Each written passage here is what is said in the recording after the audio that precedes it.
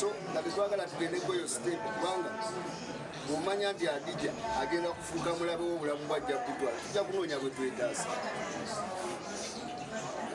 mbadde saagala tugende mu ebyo kubanga nze nakkiriza nti gavumenti erina okuteekinga oba akaki bakulembeze be balonze obukiiko abantu bonna babadde ku bukiiko obukadde bawummule emyaka emeka 3 so tosuubira nti omuntu omukadde abadde ku lukiiko lwa Kayongo ate okumuleeta ku kabineti empya kubanga nange mba njembedde ekiragiro kyane sijja agenda okumpanga nakatale abadde akaddukanya nga takaddukanyiza ku mutindo gwa katale wabula yakafuula ki makaage yakafuula banka yakugyamu sente yakafuula lusuku yakugamba ate dokumenti ampa yaki nze dokumenti yange musuubuzi ali wansi ye dokumenti yange gye neetaaga nti dokumenti yange omusuubuzi wange bwenkulembera ali bulungi akola security weeri ekyo kyekikulu era tukubira omulanga ne tusaba President Museveni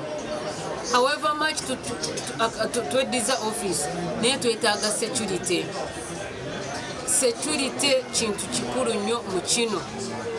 twetaaga security mu katale ka sente bali ku ddembe kubanga kale kafuuka k'abayaaye okuyingiranga ne babba ne bafuluma ekiro bwe muggalawo bo nga bano bayingira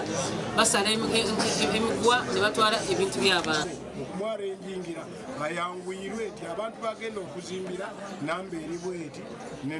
abakyala eri bweti abasajja eri bweti asobole okubateerawo structure yebajyamu bamuwadde ebiwandiiko nti agenda kuzimba kalina 3 nebamugamba ezo nfu naye ababadde bagenda okuzimba kalina 13 ne3 ziriwo entuufu kwetegereza ani asaanidde n'ani atasaanidde ate tetunakolayo olukiiko olulala luno lwe lusoose naffe tuyingidde kati leero mu ofiisi tuweemu obudde tujja balaga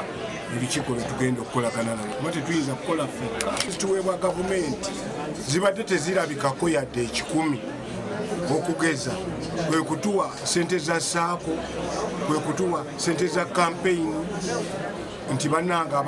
abasuubuzi ba pulezidenti bw'aba aweereza sente za campaign tamanya bantu kibaliyo agamba bonna bannayuganda abasuubuzi mudaala ku mudaala naye toyinza kuzirabako ne bwoba oyagala nnyo